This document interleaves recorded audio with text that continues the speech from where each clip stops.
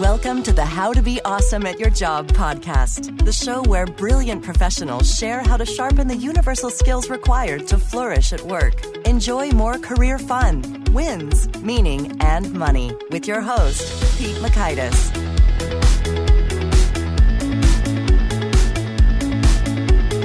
Hello, and thanks so much for joining us here for episode 157 with Linda Swindling. Linda is talking about asking outrageously, and she doesn't mean swindling people. I couldn't resist. That's her last name. It's just about being bold and courageous in the requests you make, and you may be surprised at what happens when you do. I think you're going to love this one because Andrea Waltz, episode 16, talked about asking boldly in her Go for No episode, and it's been a real hit. So I think this one will be too. You're going to walk away learning 1, the right way to think about asking for more. 2, the drivers of asking discomfort and the practice approaches for overcoming them. And 3, the main factors that drive whether you get a yes or a no. So if you'd like to check out the show notes, the transcripts, or the items referenced here with links, that's over at awesomeatyourjob.com/ep157. While you're at awesomeatyourjob.com, I recommend you check out our cool stuff, from the 10 Days to Winning at Work email course to the Gold Nugget email summary, which has the insights from each guest in an email you can read in under 2 minutes. And if you won't remember to get on your computer and go to that website, you can do it right from your phone by texting NUG, N-U-G, to 444999. That's NUG, short for Gold Nuggets. If you text that to 444999, then you can simply sign up that way. But please make sure you're at a complete stop if you're driving. Safety first. Here's Linda's story now. From the courtroom to the boardroom, Linda knows firsthand about influencing decision makers and asking outrageously. She has practiced law for 10 years and is now a recovering attorney, popular speaker, executive coach, and strategic consultant. She recently presented at TEDxSMU on the topic, Why the World Needs You to Ask Outrageously. And her newest book, Ask Outrageously, The Secret to Getting What You Really Want, will be released by Berrett-Koehler in June 2017. So here's Linda. Linda, thanks so much for joining us here on the How to Be Awesome at Your Job podcast. Thanks, Pete. Oh, now I got a real kick out of a time that you asked for something outrageously, and your last name is Swindling, and you made an outrageous ask to get that name prominently placed somewhere. Tell us the story. Yeah, can you believe that? Swindling attorney. There you go. And I actually had practiced with a Linda Tricky at one time, if you can believe it. Tricky and Swindling, attorney of the law. Yeah. Well, I know it was kind of a crazy request, but my partner was about to change the name of the firm to add somebody. And I said, you should add me too. It'll make us look bigger. It's better than, your offices of and associates, because we were growing. And I had a book coming out. And I said, and if my name was in the law firm name, I would use the name of our law firm in the jacket. And he said, really? He said, no way.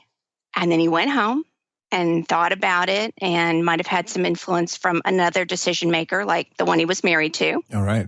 And he came back and he goes, no, I like it. Let's do it. And so, I think that, when people say, are you sure you know how to negotiate? I say, I got Swindling in a law firm name. And they're like, okay, yeah.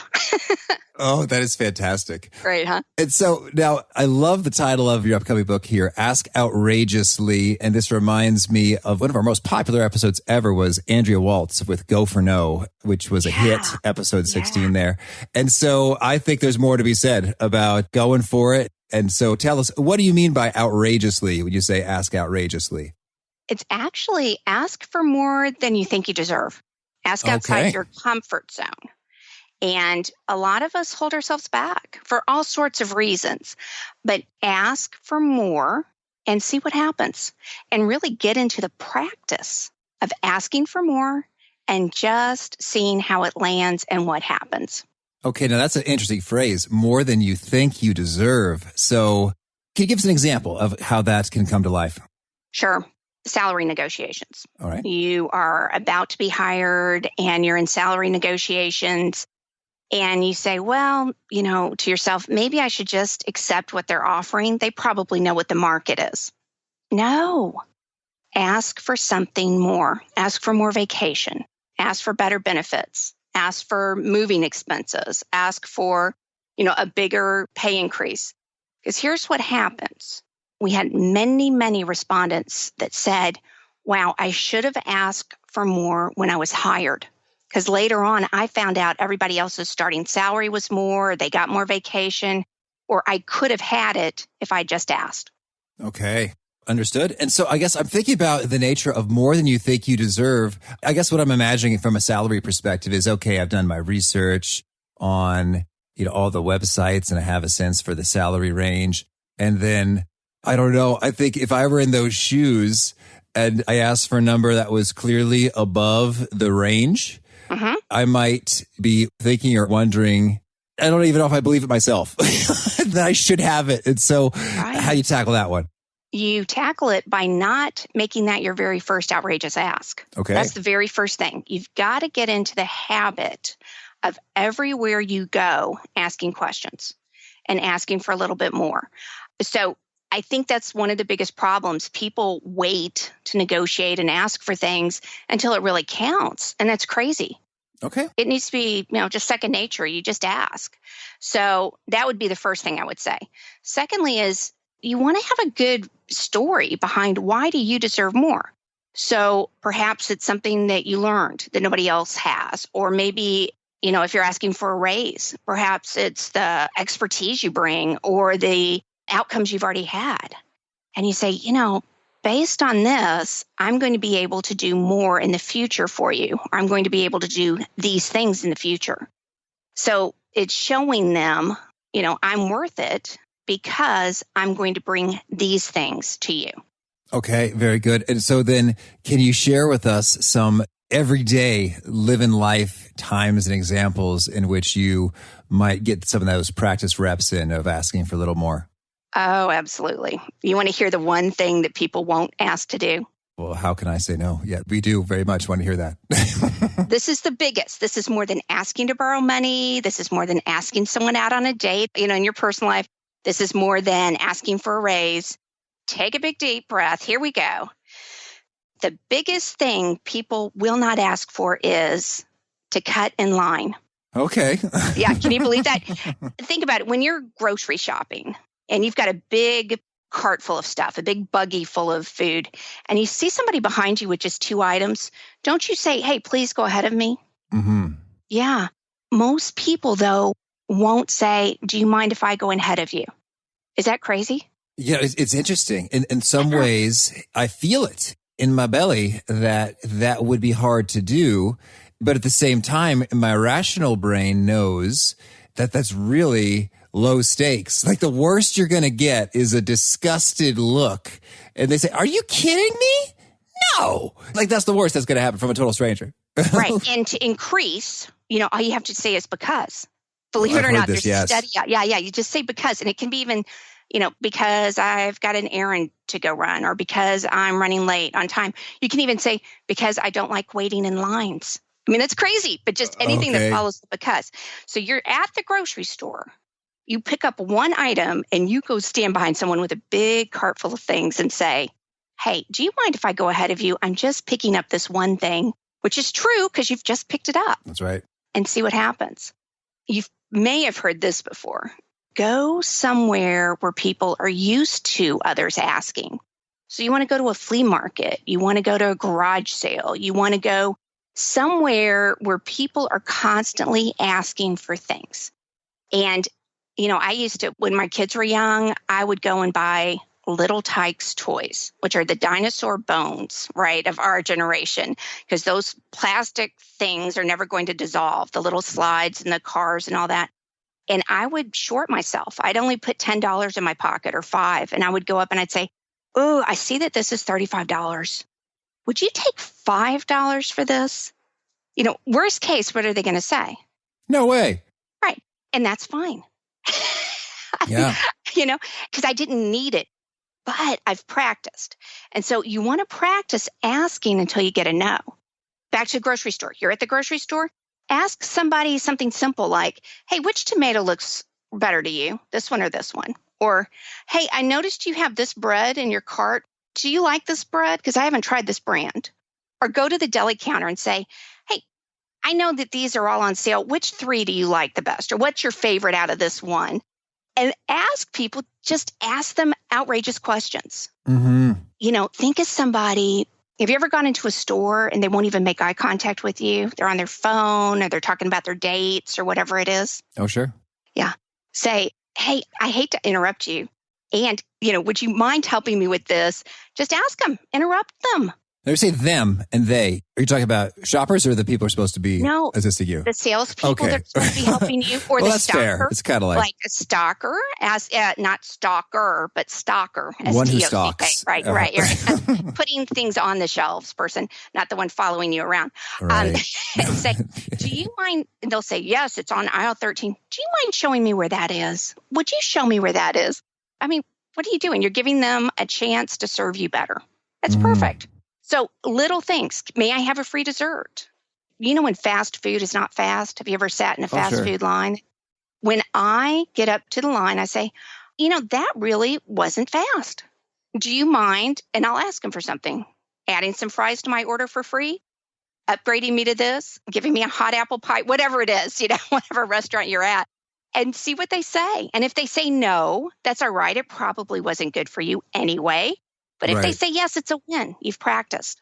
Oh, now, Linda, what I really dig is that you brought it home. That's a whole lot of ways that you could practice every day and get sort of in the groove. And it's interesting because I think, inside our own internal emotional calibration to this stuff, it's like there have been times in my life or when I'm in just the mood that's just sort of fun. It's a thrill and I enjoy it. And it's like, let's see what happens. It's just kind of an exciting adventure. And there are other times in life, it's like, oh no, I don't want to be an inconvenience. That's And so can you maybe talk a little bit about sort of that emotional layer here in terms of reframing some perspectives or, talking some sense into ourselves so we can kind of go after that? Sure. The very first thing is, Pete, you're saying it's a game. About 1 out of 5. Okay. Say, this is a game. This is fun, and sometimes it's not worth it. We don't want to deal with this too much pressure. It's the other 4 out of 5 that they're just, I don't want to be embarrassed. I don't want to hear no. The big reasons they don't, the 3 big reasons most of us don't are, we don't want to overwhelm or bug somebody that we're asking, right? We are afraid that we may not use the right words. We may not get our message across correctly, or we may look stupid. I don't want to look stupid or embarrass myself. And once you get over that, those 3, first off, are not the reason why people tell you no. But the big thing is, once you say, I'm just going to go ahead and ask, even though I feel uncomfortable doing it, and just feel the fear. And the practicing outside of work, or even practicing inside of work, asking a coworker to help you, or asking for something from a different department, or asking a vendor or supplier for something. Once you kind of get into the groove of doing that and knowing, it's uncomfortable, but I survived, in reminding yourself, this is not the first time someone's asked them something. Yeah. Once you can remind yourself that, then it starts becoming second nature. And the highest high stakes deal makers will tell you it really is no different. You go into a garage sale or a grocery store or whatever and asking for help feels no different than making a multi-million-dollar deal. It's that same kind of excited energy, adrenaline rush, a little bit of the fear factor. It all feels the same. Mm-hmm. And so you're saying just get that acclimation associated with it and you're all good there. Exactly. Well, I mean, and I keep quoting things, but I was nervous about asking people to take a survey. Oh, I bet. Here I'm the expert, right, on asking outrageously. And I was nervous to ask. And I had promised the publisher that I would have, a significant amount of people. And I had 500 people, which is a good amount, but my other surveys were 800 and over 1,000. And about 2 weeks before it was due, I put a little call out to my friends and said, oh my gosh, what am I going to do? I've run this survey for almost 4 months and I only have 500 people. And guess what they told me? We will help you promote it. They said, have you asked people? Oh, Have you asked people to actually take it? I said, well, I've tweeted it a couple of times and I buried it on my e-tips. I said, okay, well, that's not really asking. Why don't you ask people and tag them? And so the statistics came about because just in doing that, in less than 2 weeks, we had basically doubled the amount. We had over 1,000 people take the survey. Oh, that's so good. Well, can you stop if I can get you for a minute there? So you asked them and tagged, and this is just on Facebook? Or like, what are the actual tactics? Like, if I want to double my next listener survey. Right. What do you do there? I asked them and tagged them in so Facebook. right on Facebook, like, John, Mark, Pat, Fred, Exactly. Did you take the survey? Yes. And ask what the biggest or the worst event that happened was Facebook said, you have tagged too many people. No more tagging for you. And they put me in, Facebook timeout where I couldn't tag for a while, maybe 3 days or something like that. But my friends were still tagging. So, that's good. So I did that. And then I did some LinkedIn and tweeted, but mainly it was Facebook for me. And they know, they're all my friends, or they've sat through a speech I've done, or they know me through a something. And they just needed to be reminded, oh, yeah, well, Linda's doing that survey now. That's great. And so did you have any magic words in there? You talked about the because, or did you say, since you're such a helpful person, or was there any kind of magic copy to be used? Perfect question. You know what? You don't want to do that. Okay. You actually want to just ask outright. We are so busy putting words in front of things. Hey, because you're such an important person and because you're blah, blah, blah. And immediately all of us, our smell factor kind of goes off. We're like, that doesn't smell right. That doesn't meet the smell test. What does she really want? Instead, I said, I've got a big outrageous ask. Would you guys take the survey? Would you be willing to take the survey? And would you be willing to ask 10 of your friends to take it? And then I had the link. And then I had the extra stuff, which is what it was about. And here's my TEDx talk that I'm going to do and things like that. But yeah, I don't put all the fluff in front of it. Think like a little kid. Have you been around little kids who want a toy, candy, something? Yes, I'm imagining this right now. Or maybe you at one time, right? Uh-huh. They just ask and they ask and they ask and they ask. And eventually they wear you down and you give it to them. Okay. Or they get in trouble. One of those two things, right?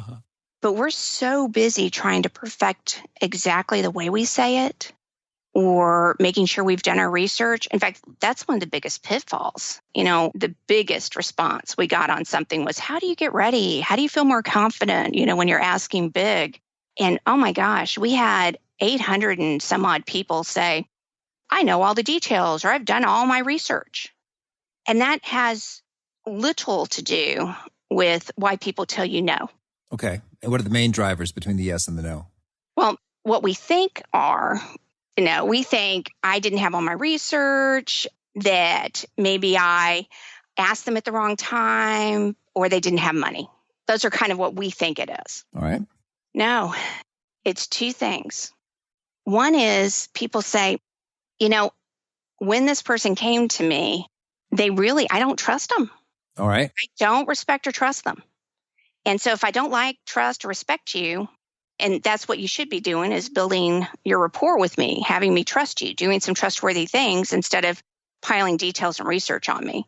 So that was the first one. The second one was even more interesting. They're asking me for the wrong thing. So it's an inappropriate. They're asking me for something that's just not appropriate for me to give them. So I'm not in the right role. This is not something that we give.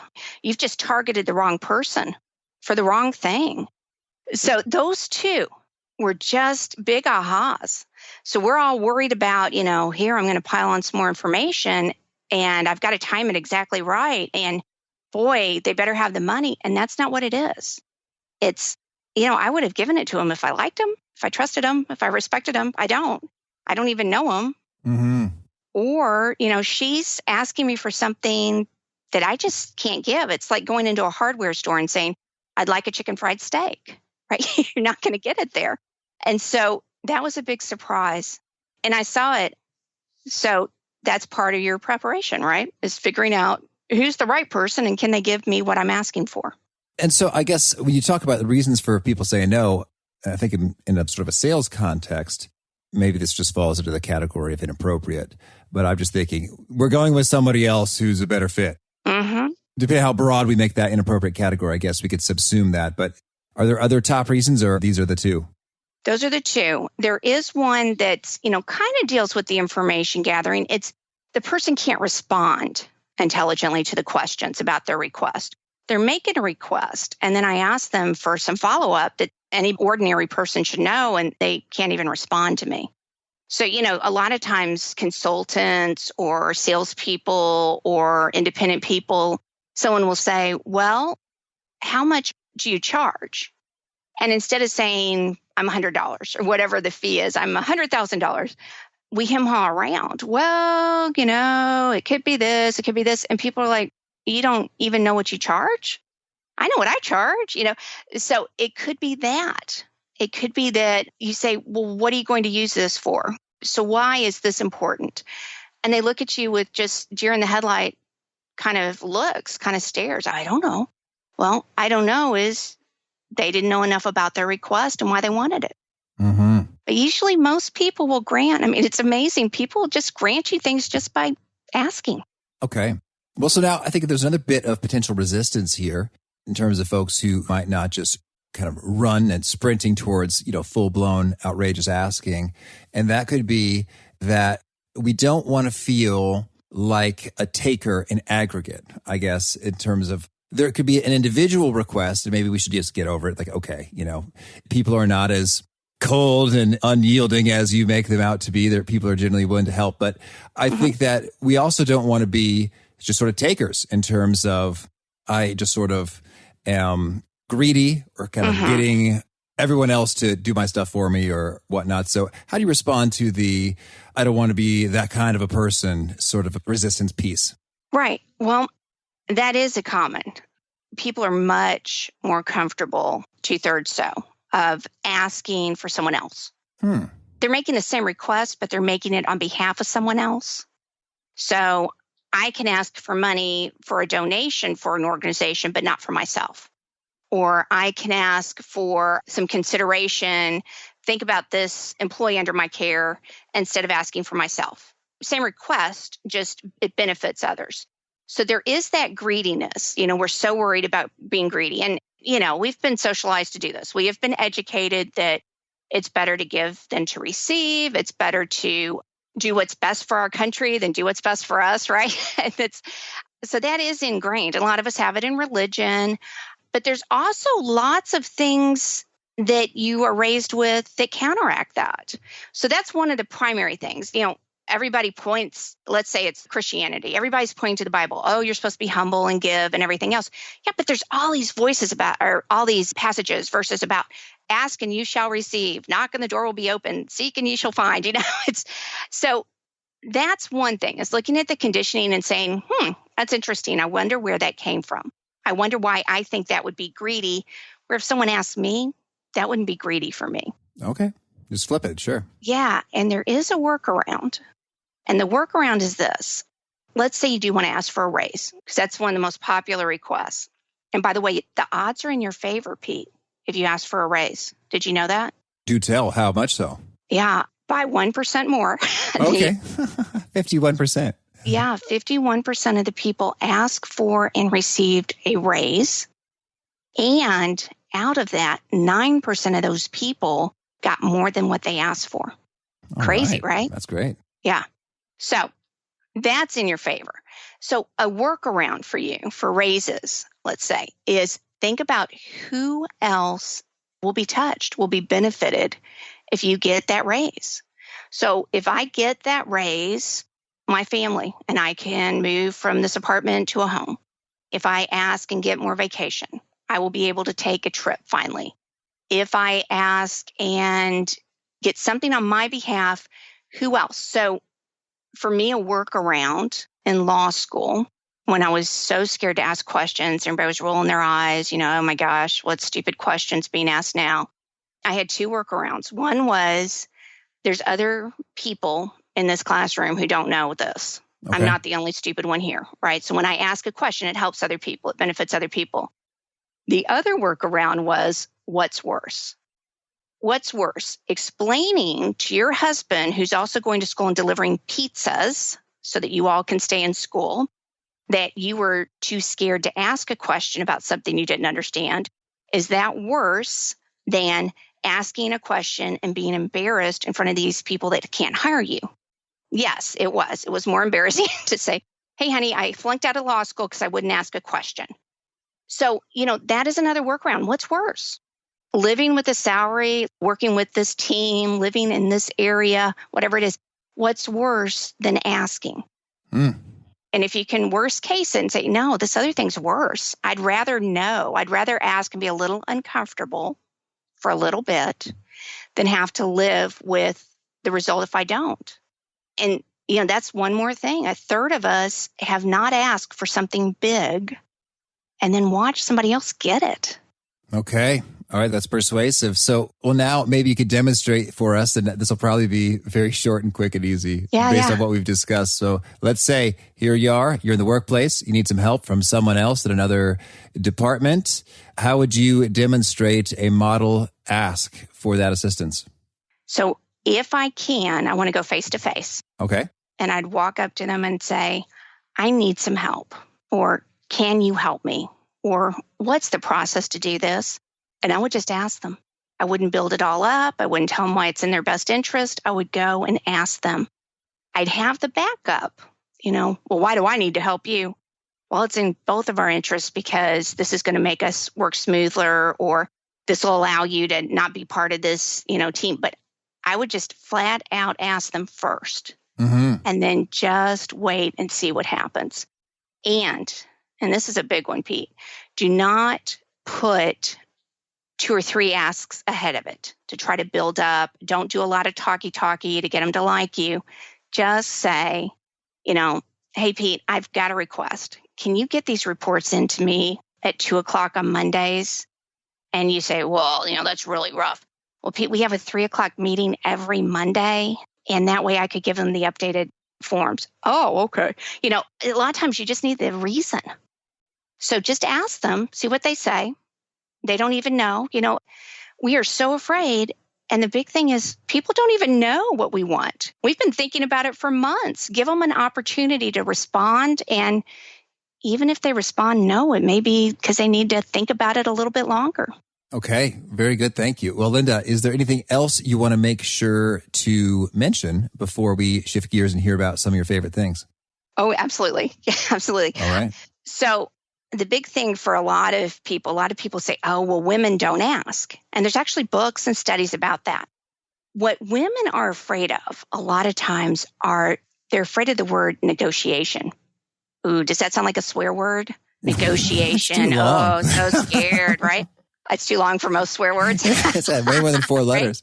Right. So negotiation, if you are actually working with someone or coaching, or you're in a relationship with someone who's worried about negotiation, just say, all we're asking you to do is you ask a couple of questions. He or she's going to respond to you with a couple of questions. You might provide some information. Then you could kind of see if there's going to be an agreement, which is what a negotiation is. Mm-hmm. If you'll change those words to just, I think you can do it. Nobody else is more prepared to do that.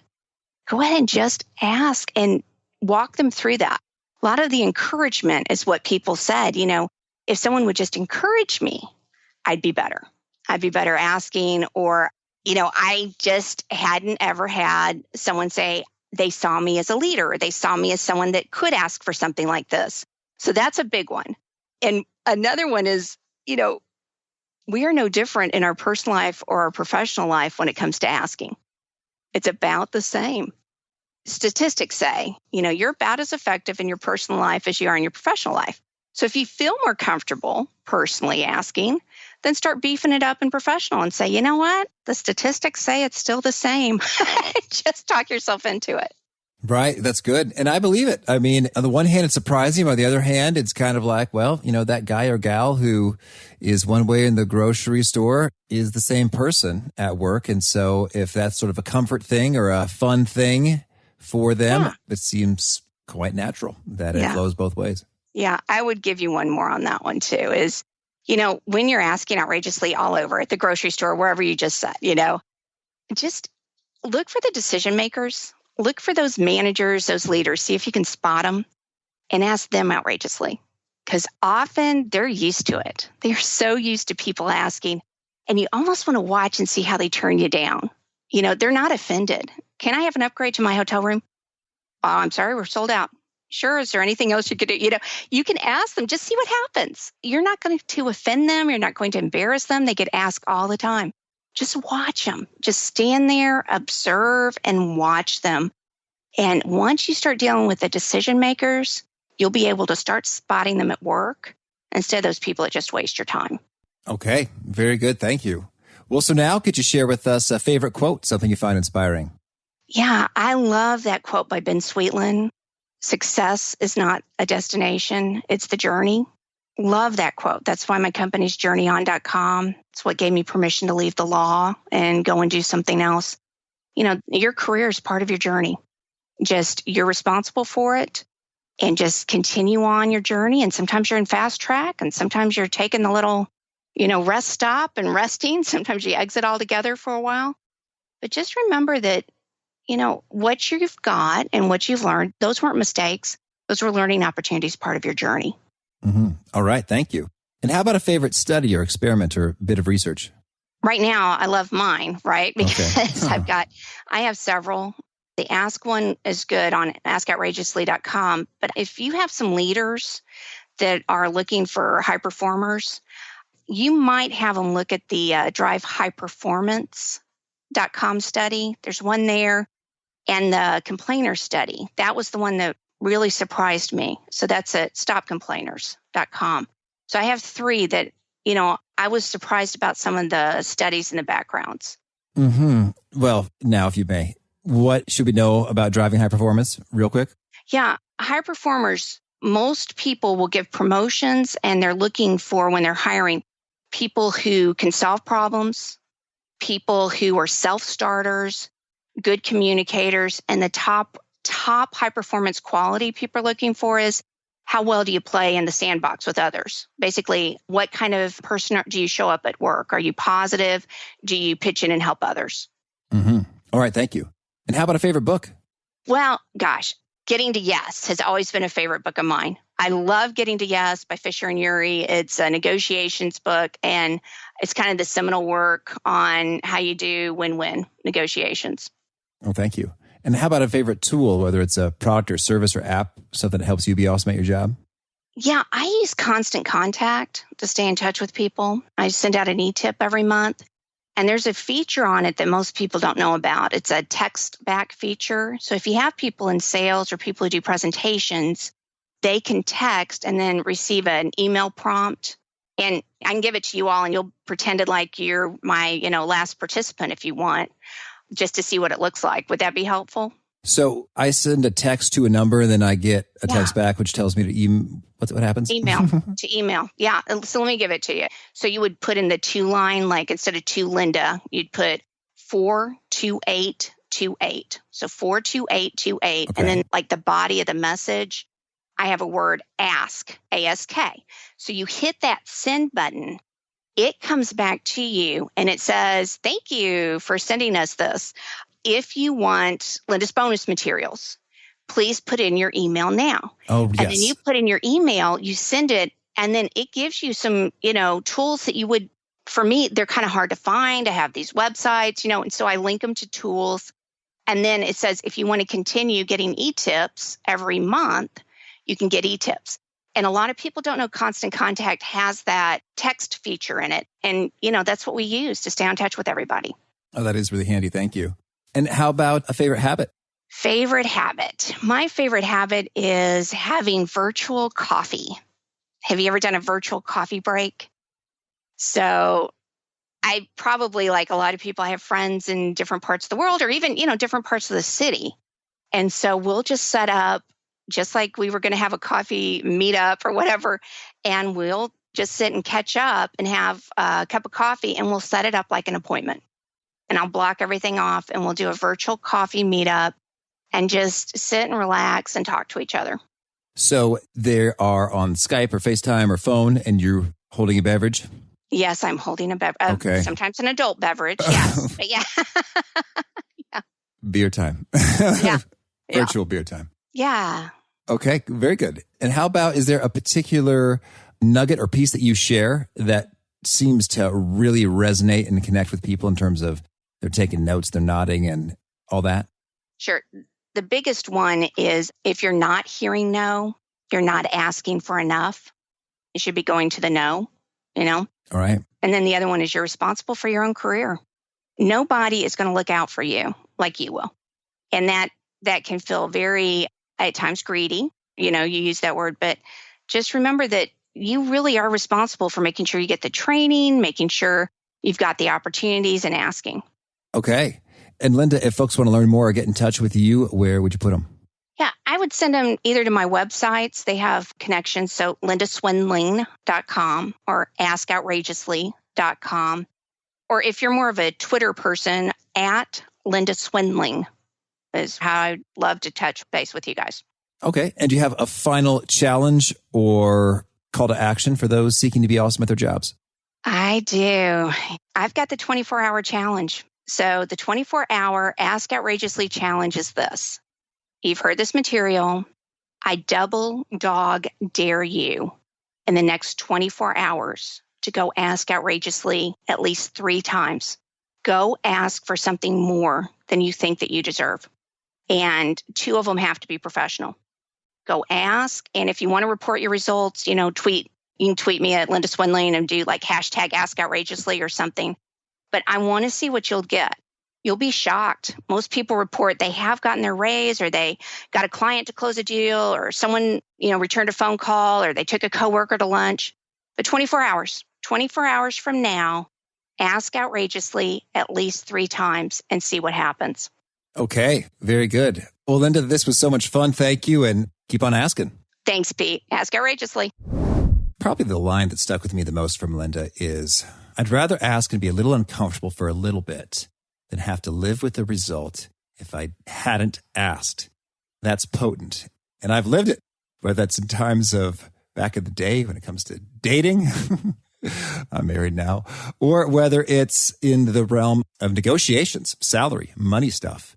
And it is a bit of an uncomfortable moment when I've set a number maybe I thought was a little high, but then they said yes. I was like, that's awesome.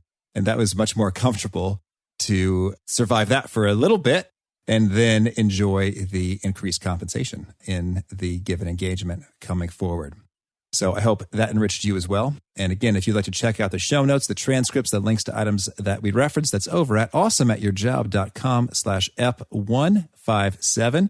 And I do hope you'll punch the subscribe button if you haven't already. That way you'll catch our next guest. It's Michael Papanek. And Michael has wisdom when it comes to forging resilient relationships and how that's done. So I hope to catch you then.